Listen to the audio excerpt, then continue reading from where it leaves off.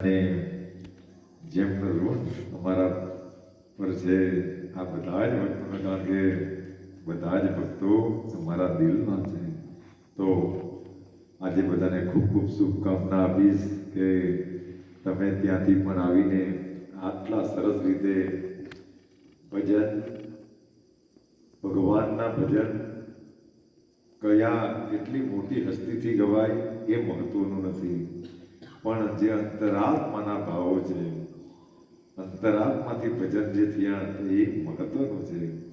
કે કેટલા સરસ ભજનો ગયા વર્ષે સાંભળેલા ગુરુ પૂર્ણિમા પર, પણ પછી વરસ ઉપર થઈ ગયું અને આજના દિવસે તો બહુ ક્યારથી નક્કી કરતા હતા બહુ દિલીપભાઈ જોડે, પણ બાબાની આજની મરજી હશે એટલે આજે તમે બધા આવ્યા અને એક દાડા એક આસાને ભજન, એક આસાને પારાયણ થાય તો અતિ ઉત્તમ. એમ અમને પણ 2-3 કલાક એક આસાને સાંભળવાના મળ્યા. તો બધાને ખૂબ ખૂબ શુભકામના આપીશ અને ખૂબ બધાની, અને વિશેષમાં કે ભજન તમે બધાએ સાંઈ બાબાને સંભળાવ્યા છે તો વિશેષમાં એમની પ્રસાદી રૂપે, એમ તો લગભગ ગયા વર્ષે બધાને પોથી તો નહીં અપાવી, તો આજે જેને અનમોલ પોથી કહેવાય એનું મહત્વ વિશેષ છે. એમ કહેવાય કે આ વિષ્ણુ સહસ્ત્રની પોથી સાંઈ બાબાએ એ બધા ભક્તોને આપેલી અનમોલ ભેટ છે કે જે જન્મો જન્મ કલ્યાણ કરનારી છે. તો આજે બધા ભક્તોને એ પ્રસાદી રૂપે, અને ત્યાં પણ બધા પાઠ, જો કોઈક વાર આનંદ આવતો હોય તો પહેલાં આ ભગવાનની કૃપાઓ થઈ જાય, ભગવાનની હાજરી આવી જાય, પછી સ્વતઃ એ ભજનની અંદર પણ આનંદ આવવાનું મહત્વ છે. એટલે દરેક તીર્થોની અંદર, એ ચાહે તિરુપતિ બાલાજી હોય, શિરડી હોય, પંઢરપુર હોય, અને છેલ્લે અમે તો સાળંગપુરની અંદર પણ ગયા આવ્યા, પણ જ્યાં જ્યાં ભગવાનના ઐશ્વર્ય છે ત્યાં દરેક જગ્યાએ આ વિષ્ણુ સહસ્ત્રના પાઠ થાય ને થાય. આ નજરો નજર જોયેલી ઘટનાઓ છે.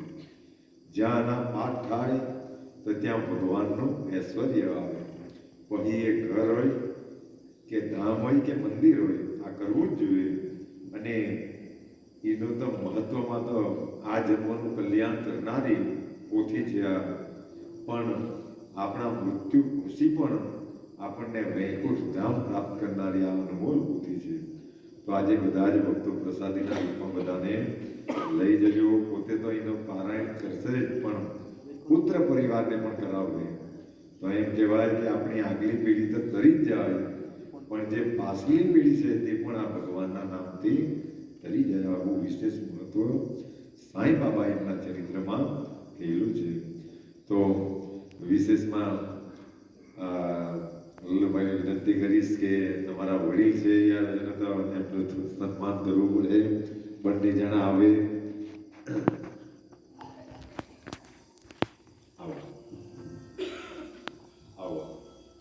અરે આટલા સરસ, આટલી સરસ ગાયિકા, કેટલા સરસ ભજનો બધાએ ગાયા. તો ભગવાનને પ્રાર્થના કરીએ કે હંમેશા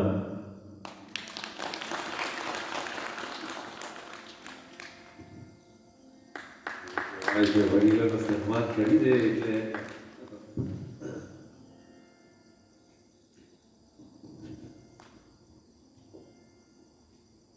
વિશેષમાં દિલીપભાઈને વિનંતી કરીશ કે જેમના માધ્યમ દ્વારા આવો આ લક્ષ્મીનારાયણની જોડી આવો,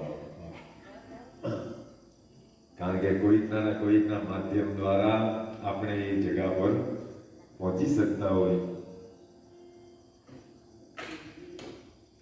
તો ખૂબ ખૂબ અભિનંદન. જેમના હંમેશા અમે ઋણી રહ્યા છે. તો બધાને વંદન. બધાને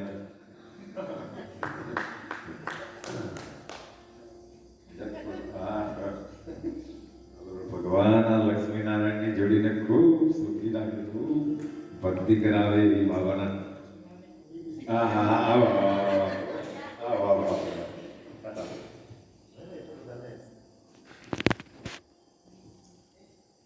અમારી છોકરીને પણ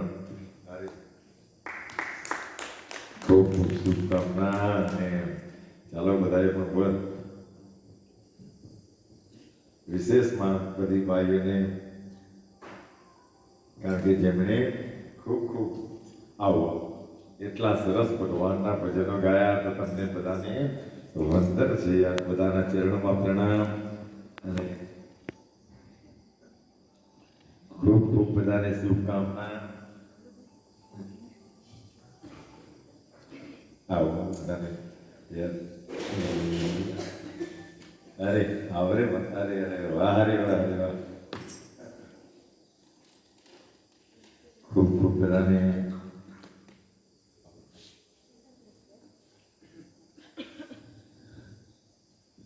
બધા જ ભક્તોના ચરણોમાં વંદન. ચાલ ખૂબ ખૂબ શુભકામના.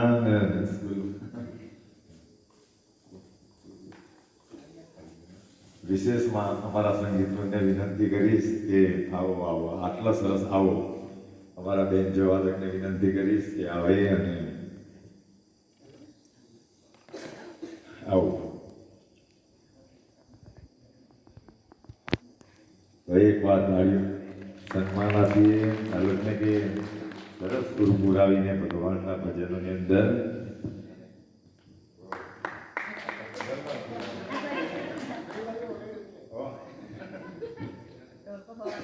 ખૂબ ખૂબ શુભકામના. વિનંતી કરીશ આવો આવો આપ બે છોકરાઓ.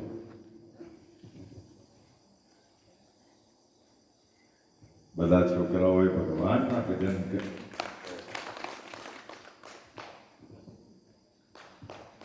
ખૂબ ખૂબ બધાને શુભકામના.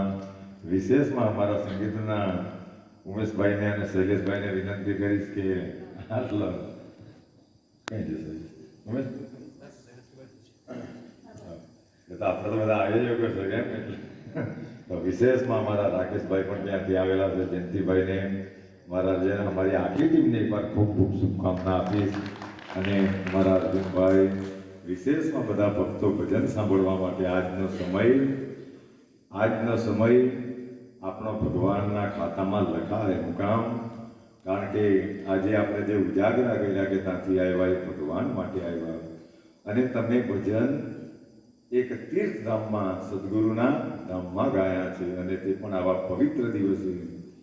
અને વિશેષમાં બધાએ અહીંયા વિષ્ણુ સહસ્ત્રના પાઠ કર્યા છે. તો એક ને એક દિવસે આજે બીજ રોપાયું છે, તો એક ને એક દિવસ એનું ફળ આપવા વગર રહેતું નથી.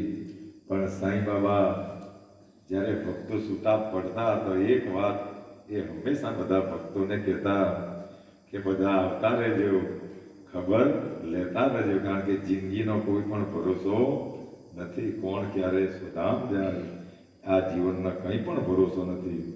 એટલે જ્યાં સુધી લોહીનો કતરો છે ત્યાં સુધી સંતો મહંતો બહુ સરસ ગાય કે બધા જીવો સાથે પ્રેમ કરી લેવા જેવું છે. કારણ કે આ બધી પ્રેમની પરિભાષા છે. એટલા માટે બધા ભક્તો માટે એટલું તો ચોક્કસ કહીશ કે કોઈક વાર પાછા કંઈક સમય આવશે. એમ તો ઘણી વાર એવું થાય કે દિવસના કાર્યક્રમો રહે એટલે બધા ભક્તો થાકેલા રહે એટલે સાંજે નહીં આવી શકે.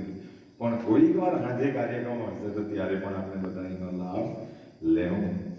પણ તમે બધા અહીંથી જવાના એટલે એ ગાવાનું તો ચોક્કસ મન થઈ જાય કે આજ સે અપના વાદા રહા,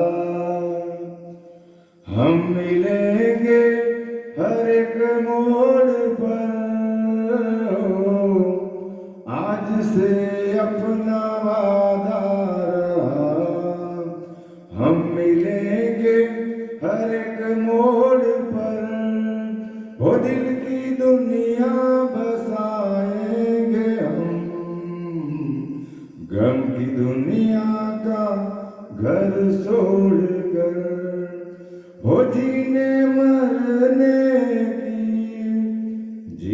मरने की किसको पड़ी, प्यार कर ले घड़ी दो घड़ी, ओ जिंदगी की ना टूटे लड़ी, राम भजले हो श्याम भजले घड़ी વિશેષમાં કે તમે જે બધા કાર્યો કરતા છે તો ગમે એવું લાંબુ જીવન જીવવામાં આવે પણ સંતો બહુ સારી વાત કરી કે લંબી લંબી ઉમરિયા કો છોડો હે લંબી લંબી ઉમरिया को छोड़ो सत्संग की घड़ी है बड़ी राम भजले हो श्याम भजले घड़ी दो घड़ी તો એકવાર બધા જ ભક્તોના ચરણમાં વંદન કરીને એકવાર પાછો કે તને કે અમારા જેવા પામરજી ઉપર હંમેશા આવો પ્રેમ રાખજો અને આપતા રહેજો કારણ કે આ ધામ તમારું બધાનું છે અને વિશેષ પ્રેમ રાખજો એવી તમારા ચરણમાં વંદના. ઓમ સાંઈ રામ, ઓમ સાંઈ રામ. વિનંતી કરીશ કૃષ્ણભાઈને કે બે શબ્દ અમને પણ આશીર્વચન તો